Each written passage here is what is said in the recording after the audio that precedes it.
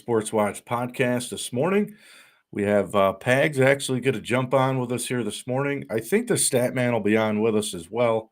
He probably should be jumping on here shortly. And I think Coach Medicis is set to join us as well. So we might have the crew on here this morning for a little bit. We got a fun show for you today. We got two local interviews today. We'll kick things off here at about 9:10 or so. Coach Bryan Rondeau, he is the girls' women's bowling coach here at RFA. And when I talked to him, I got to ask him, 85-2 is their record since 2017. So I want to talk to him about that record. And then at about 9:30, we'll talk to Billy Gardinier. He is the head women's volleyball coach here at New Hartford. They beat RFA in the Section 3 championship this season. And I was going through their records over the last 3 years. New Hartford volleyball is 55-3. So a good record there. So we'll talk to Coach Gardinier at about 9:30. I'm going to try something different here this morning. I'm going to put a link for anybody that is watching or listening online. I'm going to put a link in the message box. And if you want to join us, all you have to do is click that link and I can bring you on here live with us. So if you want to say anything to the guys this morning, you want to chat about college hoops, a great day in college hoops yesterday, you're more than welcome to do that. So I'll put something in here in just a second. Let me bring Pags on. Pags joins the podcast. What is up, man? This is a little different, I got to admit, man. I had to find a room today to be able to do this in. I got to I'm going to put this link in here because if anybody wants to jump on, they can jump on with us. Coming to you live from my son's room because that's the only room in the house I thought maybe we want to be quiet. Yeah, it looks good. It looks good. I was a little worried I wasn't going to make it this morning. I was my wife and I met some friends out at the casino last night, and we went over to listen to Showtime was playing down at the gig. So we were downstairs at the gig for a while, and then my wife's a country girl, so her and the girls, everybody were at the Tin Rooster. So lay down any bets at the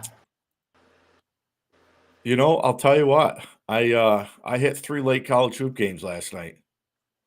Really? Again, I'm probably the only degenerate that watches the West Coast. So I hit 3 late games last night. Yes. So, Pags, we got – I don't want to butcher his last name. Bryan Rondeau is the head women's girls bowling coach. Now, I can talk a lot of sports. I don't know if I can talk this one. Hey, we got the stat man. I think you just throw it out. Is that the stat man? There he is. Yeah, sorry, I just got back. That's all right. Stat man, I was worried about you this weekend. I messaged you, called you. I was down the club Friday night. Oh, Friday night I was out at Glass Factory Studios. Glass Factory Studios? What the hell is that? That's what I call Mike's house. Oh, okay. Yeah, I got down there at like 10 after 8, and they had the power outage, so they were shutting down at 8:30. And then I got on your Facebook channel to see if you were playing anywhere Friday night, and I was like, well, if he's playing somewhere, I'll go listen to him. But good to have you on here this morning. Good to be here. Yep. Well, Pags, I was saying is I can talk a lot of sports. Bowling and volleyball might be 2 sports I don't know a clue about. Well, with bowling, I think you're just keep it the kids ahead in the game, throwing the ball straight. Where do you practice at? Do you go to Kingpin Lanes? Do they practice at Kingpin? It's the only lanes left. I mean, besides that, no. Yeah. Isn't there one down in Utica on the Parkway? No. Yeah, I would imagine that Rome probably practices right here at Kingpin. One problem I guess in the area. That's a good question. I think that's a good question for him. Actually, is that with he's open anymore? Like, where how do they get their time in to? Because I imagine everybody lanes around here. There's not many lanes to have. So that's Rome used to have 3 at one point. I imagine a lot of these kids probably are in leagues. Practices in probably away from school time. away from, because routinely after school, but they probably bowl in other leagues and stuff, and that's what makes them. I mean, in volleyball, it's actually funny. I was at the Westland game, the volleyball coach, and they're playing Sequoia, I think, and top teams in the area, I guess, for volleyball. So, well, Billy Gardinier's family's friends of my family, so it'll be nice to talk to him. He's done a good job over there in New Hartford, and it seems like New Hartford and Rome have had that rivalry the last couple of years. They played each other last year in the sectional finals, and they played again this past year. But I'm just blown away by both records. I mean, New Hartford volleyball over the last 3 years. 55-3, including 2 sectional titles, and then bowling 85-2. Yeah, that's like it's just a couple sports really that don't get a lot of publicity because it's not the football, the basketball, the baseball, but that's a great accomplishment for both teams. So I'm excited to talk to Coach. And then how about Syracuse hoops yesterday, guys? Yeah, they had a big lead, and then they ended up winning by 2 or 3, and I'm like, wow, all game it seems like, and then luckily they came out with the win, but I think it's Connecticut, Purdue, and everybody else right now. That's who I'm leaning towards. I think March will be fun, but I'm not sure anybody's going to beat. The only thing I said with Purdue last week on here, I don't know if Purdue's guards can make enough shots through 7 games. Zach Edey's going to get you 25 and 15 probably, right? He's going to dominate inside. He's going to be the best. You're not going to be able to guard him. Can the guards for Purdue make shots? I think that's going to be the question. I think what's going to make the tournament right, I think there's probably 3 teams, maybe 4, that are really in contention for this thing. But the fun part is teams who are at the same level. So you're going to see a lot of upsets, which on paper are going to be up. I don't think they're going to really be upsets because I think any team really, those 5 versus 12 men going to be as it'll be an upset, but I think you're going to have more opportunities for. There's a lot more parity in the league. Well, guys, I'm gonna put you on. I'm gonna put you on mute. We got Coach Bryan on, so let's pull him on here now, and let's talk to Coach. Hey, Coach, how are you? Good. Good morning. Thanks for having me today. No problem. It's good to have you on. I was just saying, Bryan, I can talk a lot of sports. I can talk field hockey. I could talk just about every sport imaginable. I'm not sure. Today I might struggle because I obviously can't talk bowling like you can. And then I got Coach Gardinier on to talk volleyball. And I don't know I don't know the rules of volleyball. I think I can follow bowling, but you'll have to bear with us this morning. Sure, no problem. Not at all. I'll help you out. Coach, how did talk to us a little bit about how'd you get involved coaching? How'd you get involved coaching here in Rome? Well, it was funny. I was working at New Hartford School District, and Coach Joe Hughes brought me in for my first year to be his assistant. And at the end of that season, Coach Bird, my predecessor, had to retire a little early due to health issues, and he brought me in, and we met with the AD in the school, and my background was pretty strong to kind of take over. So 7 years later, here I am. Yeah, and Coach, I saw it on Facebook. I mean, I think it's awesome that we get a chance to have you on. And I mean, we've been on the radio about 8 years, and one of the things we've always done, we've always had the sports on. And I'm not knocking your sport or volleyball or any of these sports, but you guys don't get enough airtime, and you guys don't get enough credit for the job that you guys have done, with that program. And I saw that astounding number, 85-2 since 2017. First of all, what happened to the 2 losses? You know what? Everybody in sports will say, any given Sunday, anybody can beat anybody. And the match against Whitesboro we lost the first one, and it was they outbowled us. They did what they had to do to beat us, and we weren't having a great day. And then our second one against Proctor was they just blew us up. They crushed us, and that was, they had their day, and they came out victorious. We didn't, so. Coach, what do you normally do? I'm sure that you have some girls that play multiple sports, and maybe some do, some don't. But is there an off season for you guys? And if you do, what's that look like? Yeah, bowling outside of school is most mainly a fall and winter sport. Obviously, we're right in the middle of the winter. So off season, we're catching the beginning of the junior leagues, we call them, like the Saturday morning, like developmental leagues. Yep. School starts, middle of November, and then we're done right around. We're finished up now. We got states in 2 weeks, so our season ends right with about a month left for junior bowling at the other end. So that's really the off season for school. The summer, obviously, the couple months that we have around here, people don't want to be inside bowling, Right. So, yeah, I would say off seasons right there at the beginning of the school, right at the end of the spring, going into April, May. That's what we consider our off season.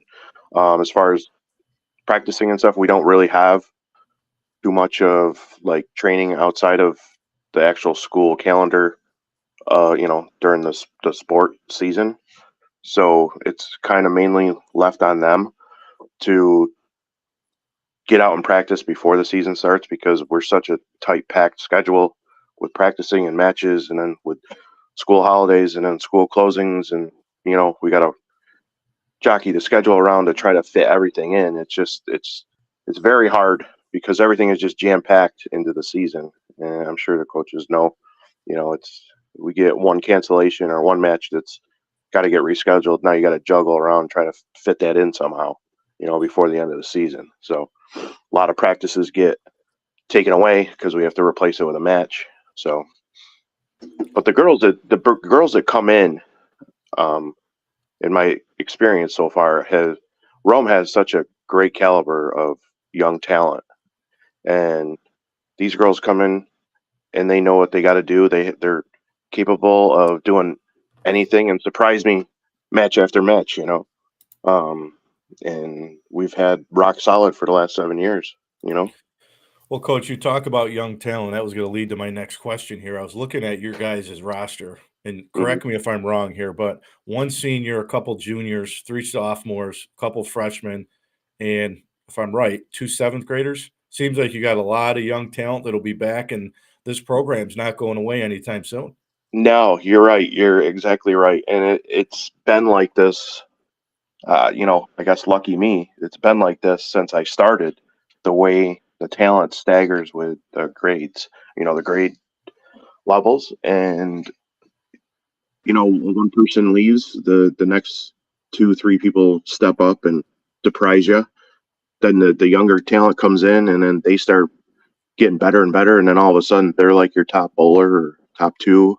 It's year after year we lose 1 or 2. A couple years ago, there was a year that I couldn't coach, so that's why it's 6 years out of the 7. I think we had like 5 seniors, but that was the year we won sectionals. Well, Rome won sectionals that year, and then that was a pretty big hit. But the younger girls stepped up the following year, and we just repeated and did the same thing. Coach, who are some of those girls, for you this year that stood out, and was there 1 or 2 maybe that surprised you? Well, this year, our only senior is Sarah Street. She actually just did a national signing yesterday with McKendree University.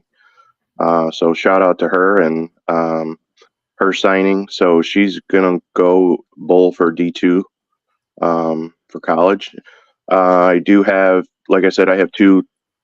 Like you saw on the roster, there was 2 juniors, Olivia Holuska and Sale Hall. They've been bowling really well this year. And then I have a rock rock star, Sofia Iglesias Tosti. Sorry for the hyphenation there. We call her Toasty, though, so we'll go with that. Toasty's a big-time softball player and a big-time bowler. She started the season a little slow this year, but made a run for Sarah, which was nice to see the competition on the team. She actually got the league's most improved, and she was the girl that represented Section 3 last year at the All-Stars at States. So she just missed out this year to repeat, but Sarah will be bowling in States in a couple weeks to represent Section 3 in Rome. And it seems like the last 4 years we've had at least either the team or one of the girls has made the States team, so has been representing Rome at the state level. Coach, when you got this job and you look back on it now and where the program is today, are you surprised, or did you expect that this program would be as good as you guys have been? You know, I ask myself that all the time because I didn't know what to expect. You know, I'm a Whitesboro guy, so I grew up in Whitesboro, not really too sure with the Rome culture and the talent level until I actually, started bowling myself in Rome and started learning the people. And then, to see these girls come out and want to compete and want to get better and want to do better and then do it. That's the most gratifying thing ever, as a coach. And every year I get surprised that these girls have stepped up or this girl has stepped up. And then it goes from like, oh, you think going into the season you got a couple rock stars, right? But then all of a sudden other people surprise you and they become rock stars as well. It's like you can't knock them for really putting in let's say Rome caliber of the talent, the girls here, even the boys, year after year we're keeping that talent, or that talent level rises. So I don't know if I answered that question, but it's year after year it's the same thing. But you can't, as a coach, you can't expect people to jump to that level. You got to keep working with them and just keep making them better and better. And then all of a sudden, bam, there it is. They got there. And that's gratifying. Coach, for the people who don't know much about Rome bowling in general, Mm-hmm. What would be something you would tell the listeners that are watching here, that'll watch this thing on the replay, about bowling? As far as like starting out, or like just in general, maybe about your program. If there's something maybe we don't know about it that you want us to know, and you want others knowing that are watching and listening here this morning, what would be something you'd want to share? I think the people in Rome should come out and watch some of our matches and watch, because the bowling center is open. There's no cost to come and watch. There's no cost to come and support the girls or the Rome school district. We're always bowling at Kingpin most of the time. We're human beings. Come and watch and see how it is and see the atmosphere, because it's a different atmosphere when we get into a match. I mean, it gets loud at times. It gets, a lot of clapping and cheering and stuff, and you wouldn't expect that if you're not really a bowler or see how that is. I would say just come and check out the school calendar, see when our matches are or practices are. Come and hang out with us and talk to them, meet the girls, and see how talented these kids really are. Coach, last thing I want to ask is, I yell when I coach. I yell. Do you get a chance to yell, or are you like calm and laid back? Well, I don't know if I could coach bowling because I yell. Yeah. Well, I like to kind of break chops and make my girls smile. Some of them are a little tough to get that smile, because if you start smiling and you start enjoying yourself, and you start liking the game a lot more, and it comes a little bit easier.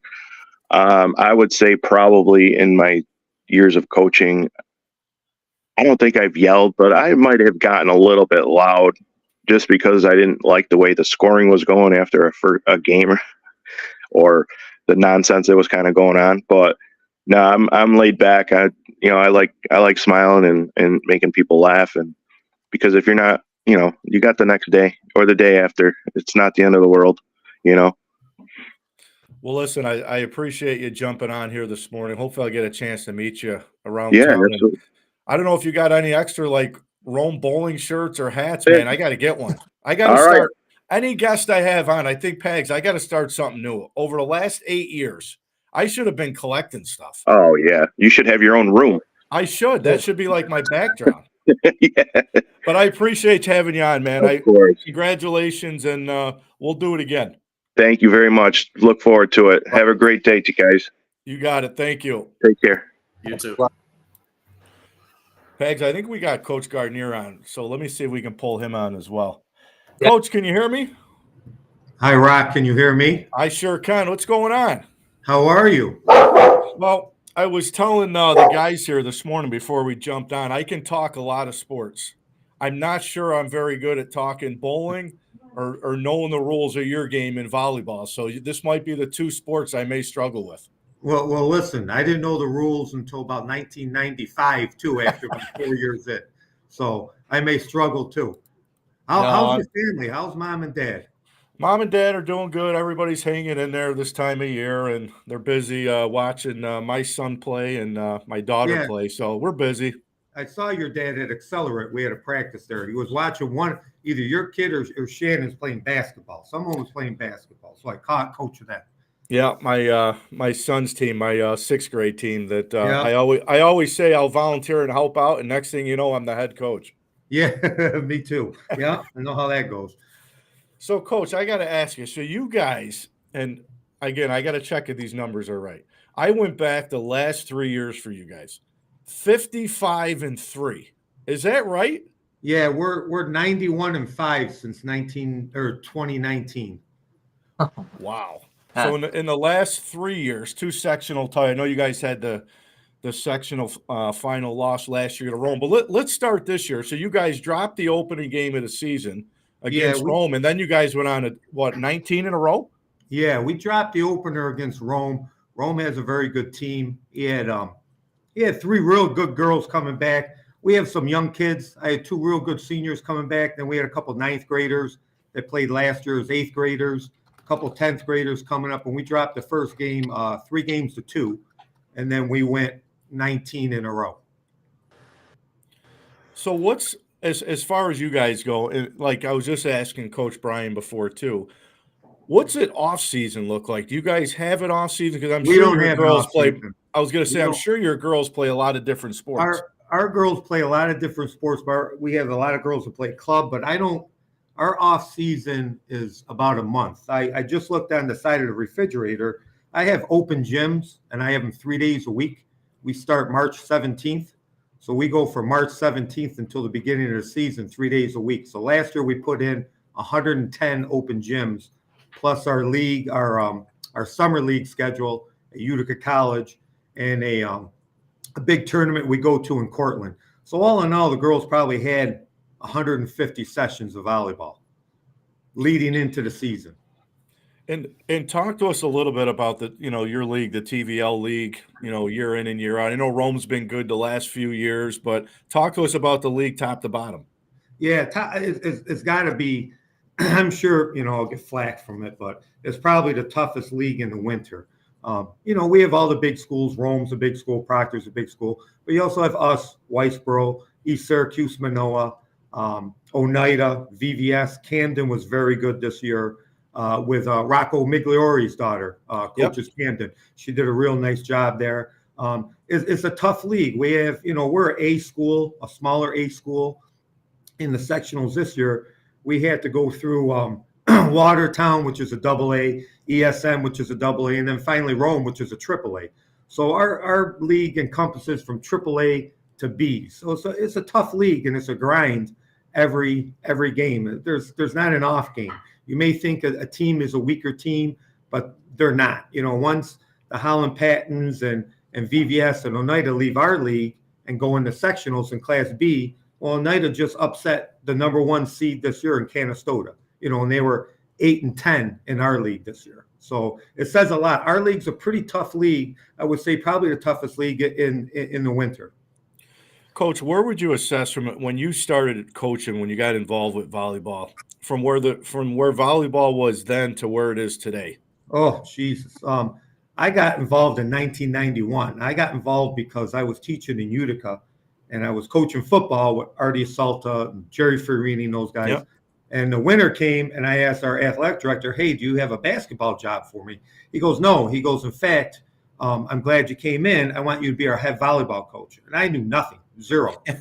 So I scrambled and went to PK Cullen and Ruth Demers, our present teachers from Rome. And PK sat me down and showed me the ropes. And back then it was, probably like we played in gym class, to 15, and it was, you can only get a point on the serve, and it was side out. And, now it's points are to 25. You get a point every play you have. It's fast pace.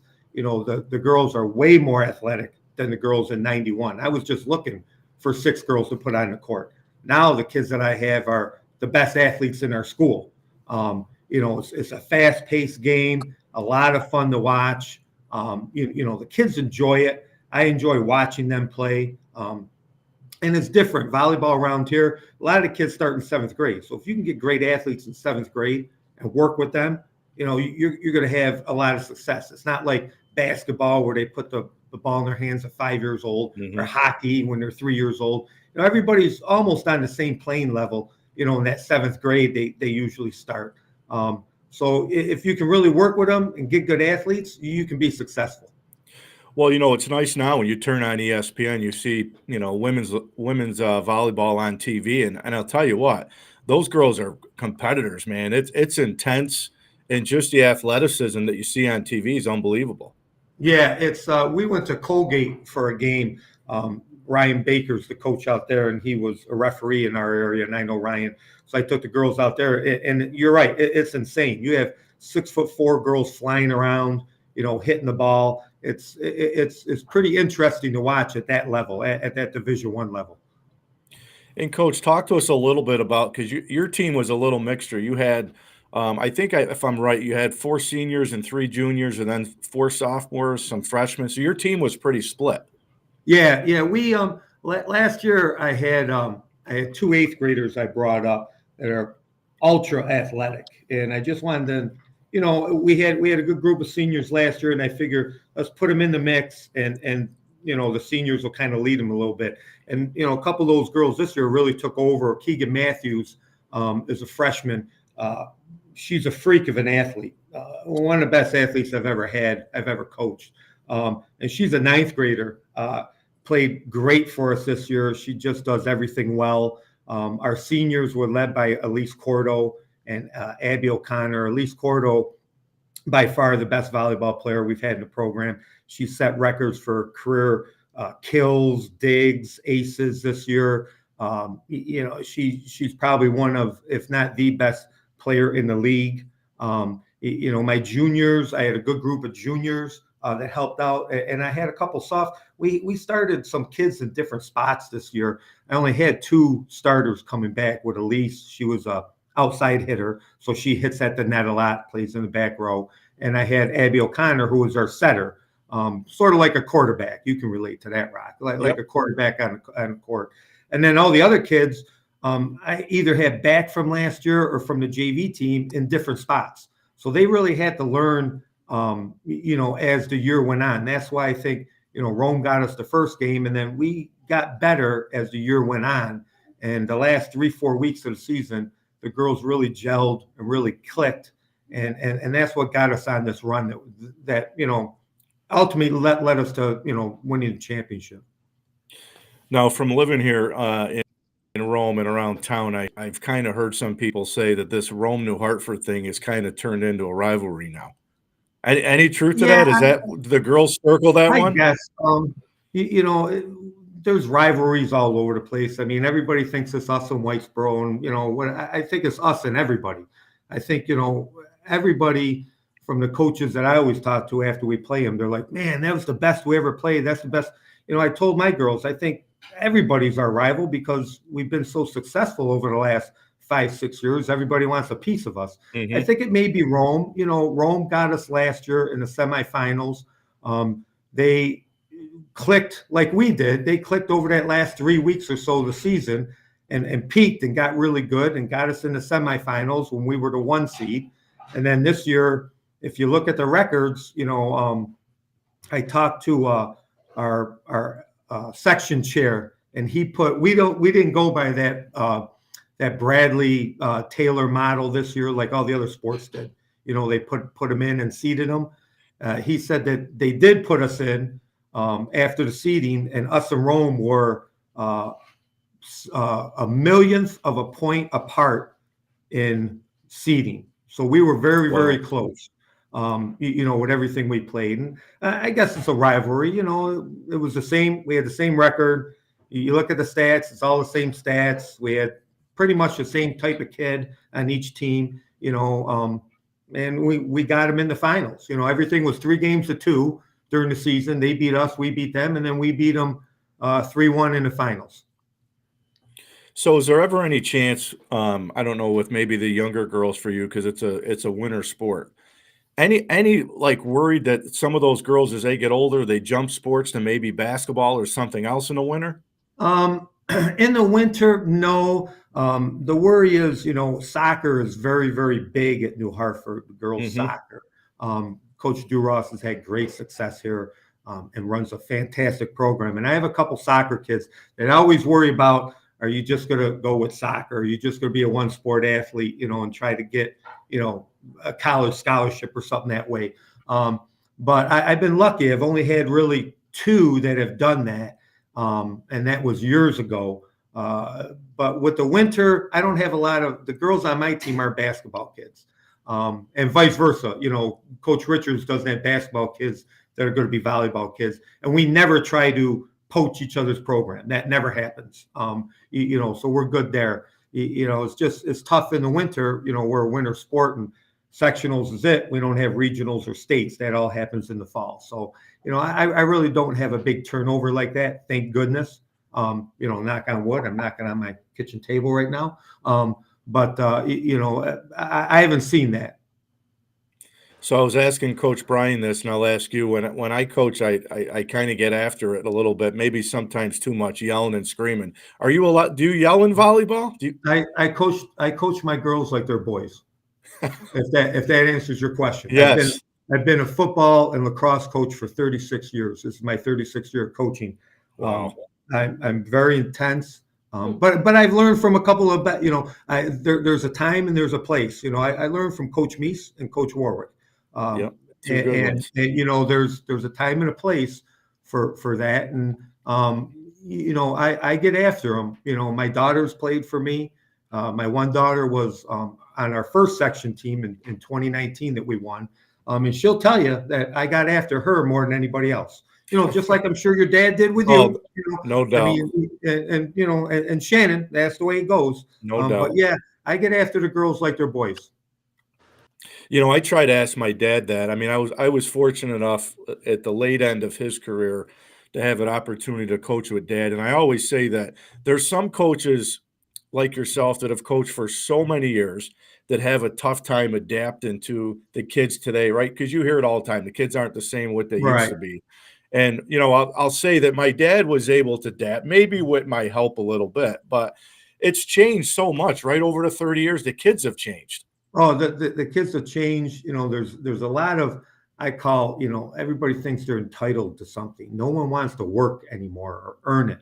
They all think that, well, I'm a senior, I'm entitled to play. I tell them, you're not entitled to anything. You're entitled to work hard, get better, and earn your playing time. That's Coach Meese and Coach Warwick, that's what it was about. You had to earn your stuff. There was no entitlement. I was a senior on the lacrosse team. I had to earn my playing time with Coach Warwick. And I think that's the biggest thing. And parents think that, everybody's a Division I athlete. And they're not. Division I, what a Division I athlete looks like. Look at your sister. Your sister's a Division I athlete. She looks different than any other field hockey player when she played field hockey. Everybody thinks their kid's a Division I athlete, and that's great. But they all think that they should just be on the court just because they're on the team. and not have to earn that or have to get better. I have kids on my team. I've always had kids on teams, lacrosse, football, whatever, that I tell them right in the beginning of the year, this is where I see you. You may have to get better during the year to get court time or get field time. And I think that's the big difference. I never, ever went up to Coach Meese or Coach Warwick and said, hey, how come I'm not on the field? What are you doing? I should be on the field. I should be I tried to show it in practice. I think that's a big thing now. No one wants to, everybody wants immediate success. They don't want to work for it or earn it. Well, now in the college world, you got that transfer portal, and it's like, Right. well, if a kid goes in and doesn't play, well, they go transfer. They go somewhere where they can play. And I'm not a big fan of that at all, because I think exactly what you're saying is you got to work and you got to earn it. Yeah. Yeah, I really think so. My biggest thing, I have one of my defensive specialists this year, Mia McDermott. Fantastic year this year. Outstanding year. One of the keys to playing to our defense, really, to us playing and winning it. Last year, she was a 10th grader on the varsity. And she played in 4 games. 4 games. And I told her, Mia, you just have to get better. This is what you have to work on to get better. She did the whole, those 150 open gyms I told you about. She was at all of them, working to get better. She didn't come off the court this year. Had a fantastic season. Probably one of the biggest reasons why we won it this year was her passing in the back row. She earned it. She got better. Well, it's nice to hear that, because it's even on my son's 6th grade basketball team. They all think they're all-stars, and everybody, they want to be the next Steph Curry and just shoot threes, and they don't work on the fundamentals. Right. But, well, listen, Coach, I appreciate you jumping on this morning. Good to catch up with you, and say hi to the fam, and we'll do it again soon. You too, Rock. Thanks for having us, and thanks for promoting girls volleyball. We appreciate that. Not a problem at all. Happy to do it. All righty, Rock. Have a good one. Thanks, Coach. You too. Yep, bye. Thanks. Pags, when you listen to these guys, and Coach Gardinier has been doing it a long time. Obviously, you could hear 30-something years. And you hear that what we always talk about is the athletes today, right? We say it all the time, aren't the same as they used to be back in the day. And you hear him say, the guy who's been around a long time, you have to work. You got to put the time in. Yeah, no, he hit it right on. All of us have saying that are in the coaching world, it's different, and the kids are different. But like he mentioned, is that girl who came in as a junior or sophomore and whatever he said, and what a work, and then you put the time in, and now she's not. You can't take her off the court. They'll learn from those type of kids, and I think girls like that who showed the example of like this is.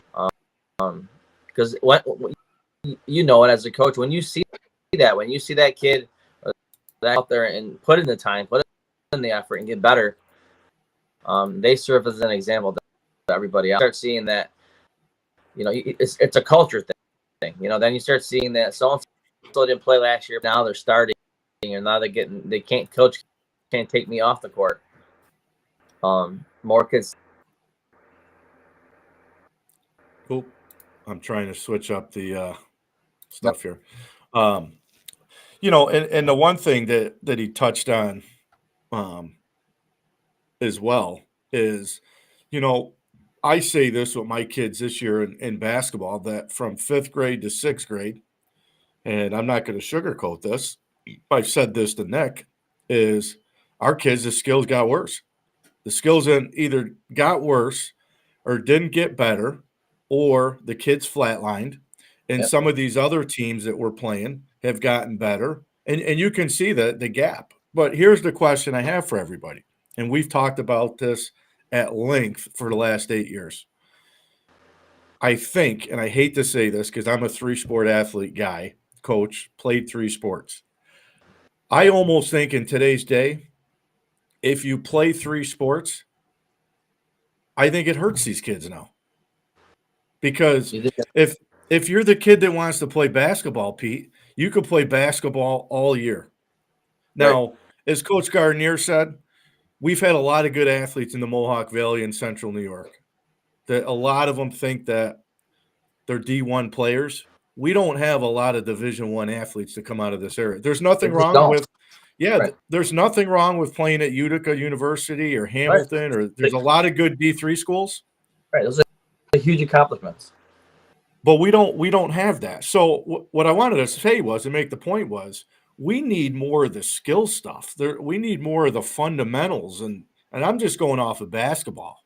The kids that can dribble left-handed, that can cross over, that can spin move. Like, I don't know where a lot of that basics fundamentals has gone over the years in a lot of sports, right? Right.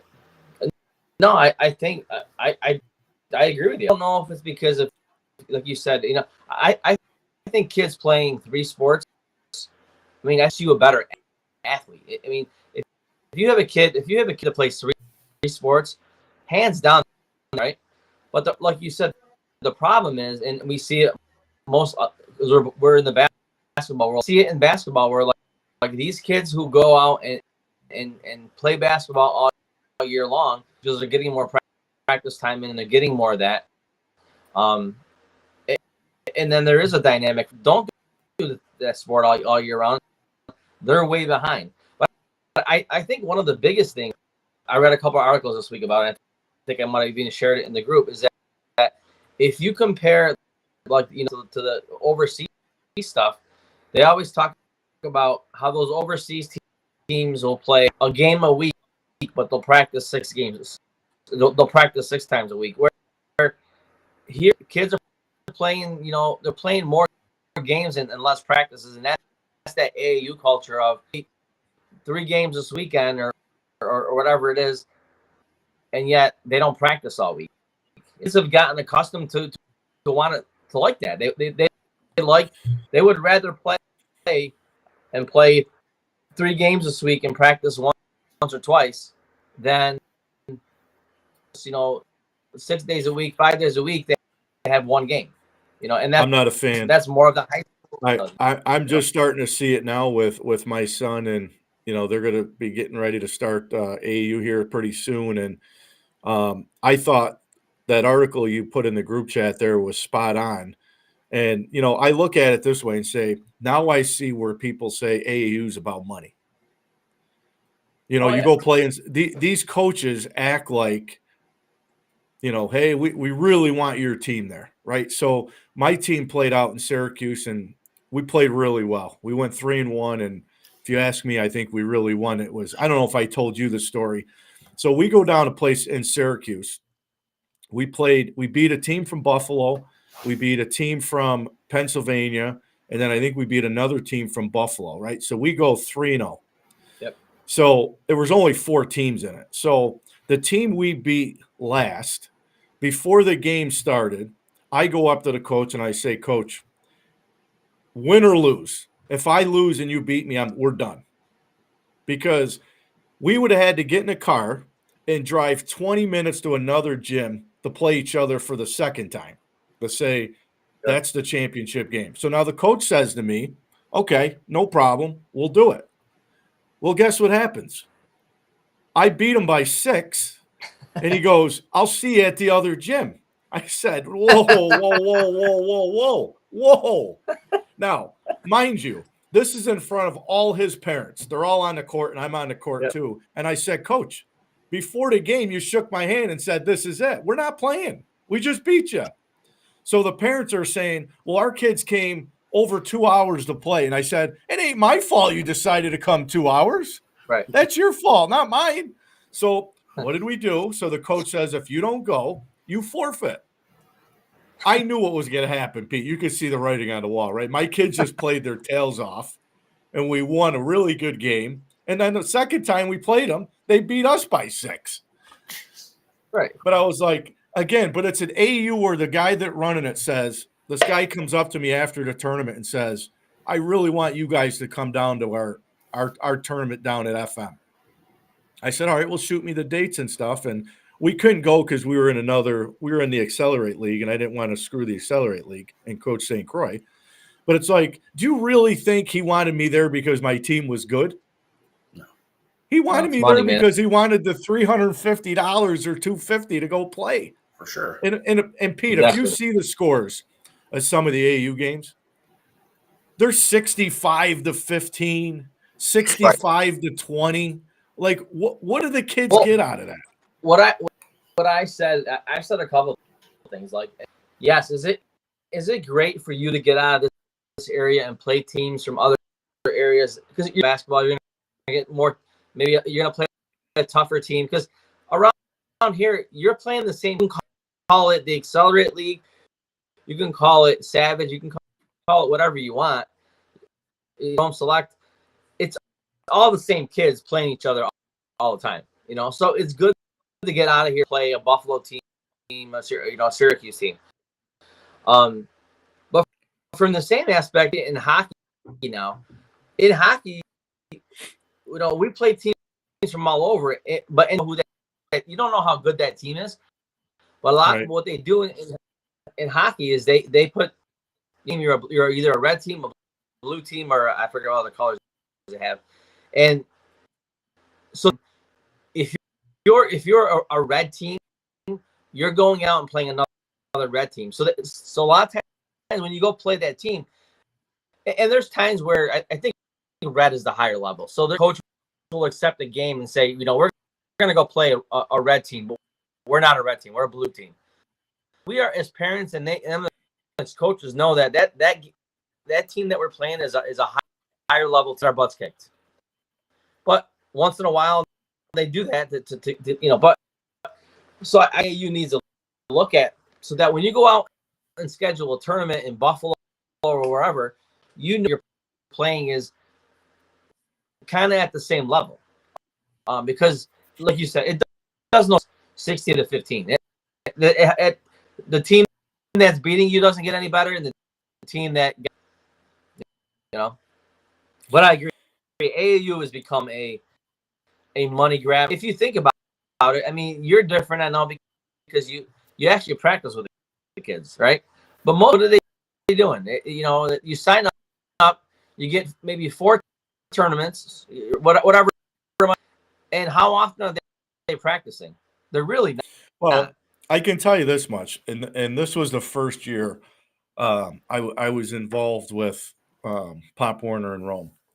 And I'll say I was the guy that told my son, wait till you get to 7th grade to play, modified. And I don't even care if next year modified, if there's probably 60 kids that try out and they don't cut anybody and there's 2 teams and he don't play much. He could play 12U again, but I want him to play and be part of the program now. But one thing that I'll say about Pop Warner that was a lot different. And if Coach Medicis was on, he would know all this better than I can. The big knock in Rome is you can't get gym time. All the gyms in Rome, and this isn't Nick's fault. I'm not knocking him. Whether it's the athletic director, whoever. The knock is what Rome basketball is, you can't get gyms.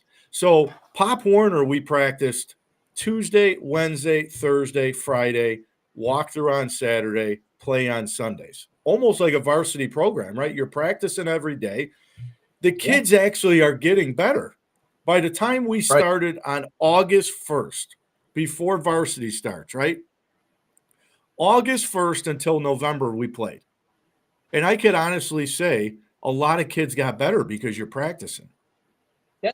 In basketball, you're going 5 days a week, there's no way you can not get better. Right. It's impossible that much time, and they're going to get better at something. And that's what kids need.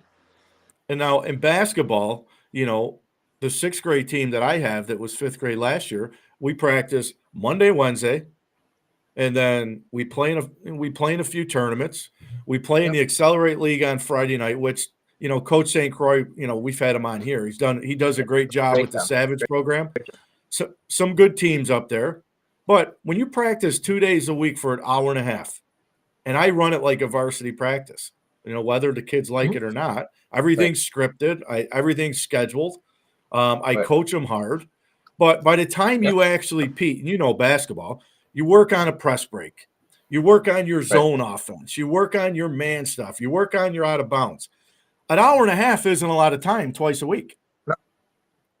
Because if you're a good coach, like you said, if you're going through those same things every week, every practice, like you're going over your defense, you're going to go over your offensive plays every practice.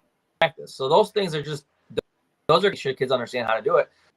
So the time for the skill development is really not. You don't have a lot of. And you say in Rome, it's tough to get gyms. I mean, I know that's a negative thing, but I look at it as a positive too, because that means that those gyms are taken because kids are practicing.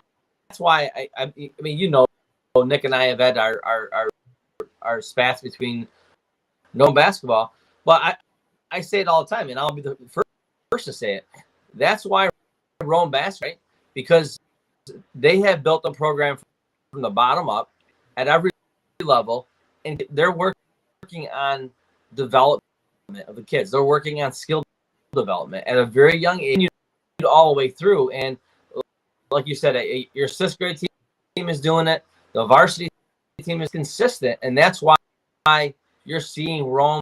I mean, look around here, right? It's a handful of teams that I mean, especially this year. The Rome is doing well. That's really it. There's not a lot of teams that are really dominating around here. Most teams are struggling back because they just don't have the skill development.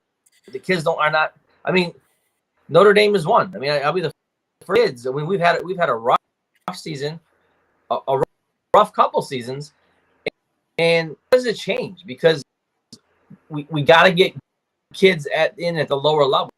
I mean, we as coaches, we're trying to work with the kids we have right now, but it's got to start way early. I'll tell you this much. People ask me this all the time. They say Class D, Class C, the lower levels.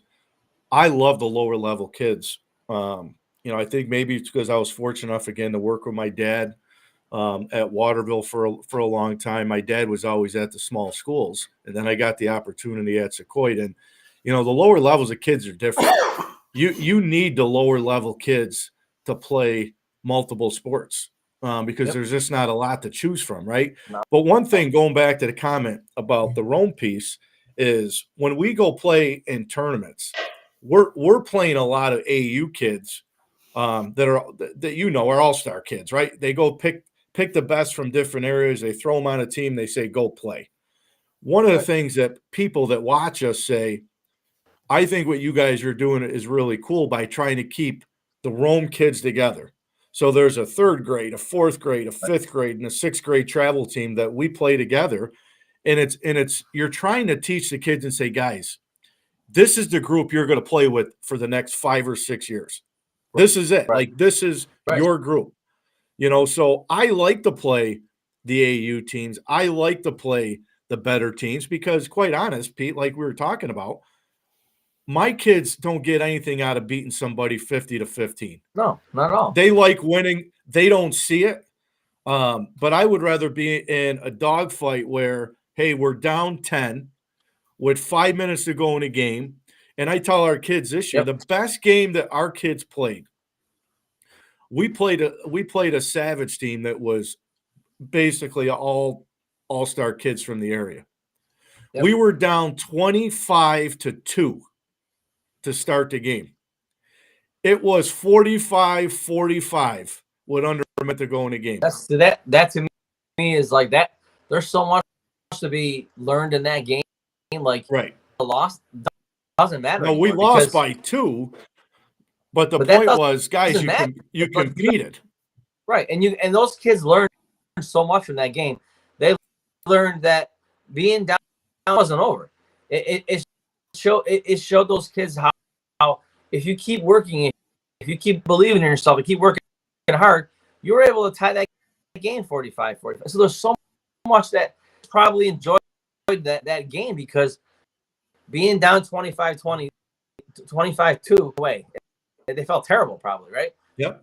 And then as you're getting closer and that game is getting the camaraderie that builds, the cheering on the sidelines, the kids, their confidence building as that game goes on. And then the next game comes and they remember that. We were down 25-2 before and we almost won that game. So that means so much. It's kind of cliche to say, but you learn more from the losses sometimes than you do from the wins, You want to be a team. Oh, amen. you go out and you lead the whole game. You never really had any verse to win. But what does that really, what did you really learn from that game? What did you really come out of it? Yeah, no, I man, you there? Is the Statman we still got him? Yeah. So, Statman, we got a few minutes. I got to give you some time here to talk some Syracuse basketball because a 20-point lead in the first half evaporated to winning by 3. Yeah. Joel Lenardi's got him on the bubble again. Are they going to get in? I think they might just squeak in, but I mean they have a razor thin margin for error going forward here. Yeah, I don't think they get in, man. I don't know. I think they're. I don't know. You really think they might sneak in? I think here's what happened. I think right now they're 9-8 in the ACC. They're 18-10 overall. If they can get, I feel like we say this all the time. If they get the 20 wins and they can steal a couple in the ACC tournament, I think they're in. Yeah. But here's the knock. I don't think the ACC this year is as strong as it's been. I think that's going to hurt them. Yep. Yeah, I would say so. What I don't understand is you go out and beat a North Carolina. You turn on the next game and lose. Like, I don't understand that. How do you it's kind of how do you not win the games that you're supposed to win? Well, I think they've been. I think you hit it on the head. I mean, I think at times they look. I mean, what they did to North Carolina, they play really well. Yeah. But it looks like they play really well one game, and then the next game they completely look terrible. Yeah. And Cody just put 3-9 on the road. He's true. They can't win on the road. But I think that I like Autry. I think he's done a good job with him in his first year. But I'll say this: if Boeheim was coaching, I feel like the record's about the same as when Boeheim was. I feel like this is the Syracuse maybe a little worse. I think maybe a little worse, and maybe with less hope of even making the tournament. I think. But I feel like Syracuse is always 22-12. Right around 500 in the ACC every year, and I feel like it's the same old record all the time. Yeah, and yesterday's game was pretty much vintage Syracuse too. I mean, you're up by like 25 points or more in the second half, and then you either lose or almost lose. I mean, it's like I felt like I was watching friggin' an old Jim Boeheim Syracuse game. So what you guys? Last thing I wanted to ask you guys on, and then we'll jump off here is, what'd you guys think of the court storm? Filipkowski got hurt for Duke. Did you see that? I was going to ask you about that, guys. What do you think if court storming is gonna stop into it? Well, how do you stop it? Listen, like the kids are going to run through security. I mean, they're not going to stop it. You can't. No, I mean you just got to get to the point where, all right, if they catch. I mean, I don't know how you do it because you're going to have all these kids in the court. So how are you going to? I think just you need to do a better job of just controlling it, like because a lot of times they're from the student section, right? Most of the time. Yeah. So put more security by this, and just allow a more orderly. Still let them storm the court, right? Just make yours can get off the court. Maybe you have them storm the court. And you have a section where they need to be storm the court to the whole section until everyone is off the court. Yeah, or I would say that is you get the teams off the court and then let them come on. But I mean, if you watch that video, I mean, he got ran over. Now I don't know if it was serious. He was limping. That's a big blow to Duke if it's And I know it's Duke's. Everybody's like, oh, it's Duke. Who cares? First of all, I'll say this. If you haven't seen Wake Forest, that'd be a big deal.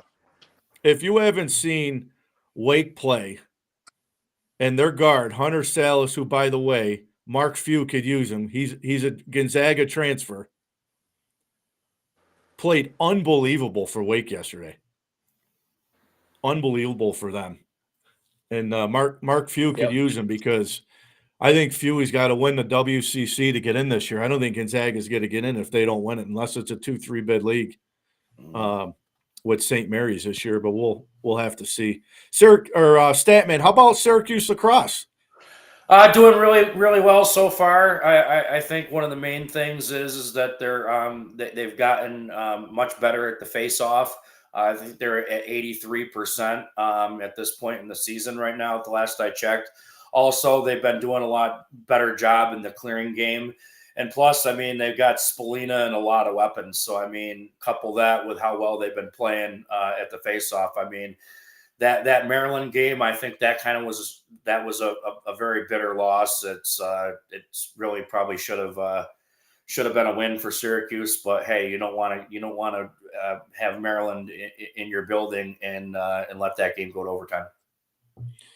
Yeah, I'm excited, guys. March is around the corner. We'll definitely do a March Madness time. And Utica Yeti, I know who that is. He said about time lacrosse. We got to get him on. Yeah, dude. We talk Statman. Nobody talks lacrosse better than you. We always give the Statman his Syracuse lacrosse. Coach Medeiros does too about that. Yep, for sure. But all right, I want to make sure I thank Coach Bryan for coming on, Coach Billy Gardinier as well. But Pegs, as we were talking to them, I said we've been on the radio 8 years. Wow. I should have been telling all these coaches, the local, the college, send me a hat or a shirt. Send me something. I was just say, or you would have to do it. It was cool. I'm not going to toot our horn here, but I'm going to for a minute. The Rome baseball hat that I think I got one. I don't know if I got one. I know you got one. Pegs, I found the sheet that you did a long time ago that had a lot of the guests. Yeah, but that doesn't have some of the bigger guests that you've had on recently, because you've had a bunch. And I sit back now and I say we have had a lot of good a lot of good guests on, and the podcast here, the Rock Pile, here in a couple weeks. I get Greg McElroy. That's crazy. Wow. So I get a chance to go down memory lane with him, talk some college football, and he was big on college football this year as an analyst. So I'm excited to talk to him. And he's so good. Yeah, I'm looking especially forward about his time playing for Nick Saban. Well, I was just saying, I look forward to the two of you guys talking football. That can be just epic, man. And I think I can't wait. I mean, don't get anybody else, man, at home, and just you and McElroy just go at it, and we'll just sit back and listen. Man, it's gonna be awesome. Hey, how about on a side note before we jump off here? My sister and I are working on a logo. We have somebody working on one for us, but we're going to start the Glory Days podcast. Nice. That's gonna be another. But I told her, I said, we really got to figure out like who's going to be the first guest, because we've had a lot of them on. I don't know who we're going to have. I'm not sure what the podcast will be about, but I imagine you're going to format. I think in this just that glory days. Talk about the guys who played back in the day, and the requirement's got to be that you graduated college or you graduated high school. Days podcast, because you got to come on and you got to talk about the glory days. You got to find somebody who had like it's like the Al Bundy. You got to find the guy who had like, and that should be the first guest. Well, I know the biggest season. My sister can talk. Biggest glory days. Be good. Shannon can definitely talk. How are you going to get any words in though? Like I probably won't, but the good news is I can mute her. Well, maybe you need a stands on the sidelines, and then when she's got enough talk time in, you hit a. I might have to have her do something with me, because some people have asked it for them, somebody to interview me. So I might have to see and work something out. But we'll see. Be good. Look forward to it. All right, gentlemen. I appreciate you guys jumping on here this morning. Thanks to the coaches for jumping on as well. We'll do it again soon. All right. Sounds great, Coach. Yeah, sounds good. Take it easy. All right, guys. Have a good rest of the day. You too. You too. Bye. Great to have the guys on. Great to have the 2 local interviews on. It's nice to be able to talk to some sports and coaches that don't really get the airtime they deserved. And as I said before coming on, Coach Gardinier and Coach Bryan Rondeau, the women's bowling coach and volleyball coach, have done a fantastic job with those programs over the years, and those girls deserve all the credit in the world to get some airtime. So I really appreciate that, and I think I got to start this. I talked myself into it, and I'm not trying to get free gear, so I appreciate everybody saying they'll send me something, but I was just trying to go back to over the years, even the college coaches, the NFL guys I've had on from all different sports, between coaches, players, you name it, sports personalities. I should have started a collection of shirts or hats. And then I got to work on the basement at my house, because I come back. What you see here is my office at work. I come back where it's quiet.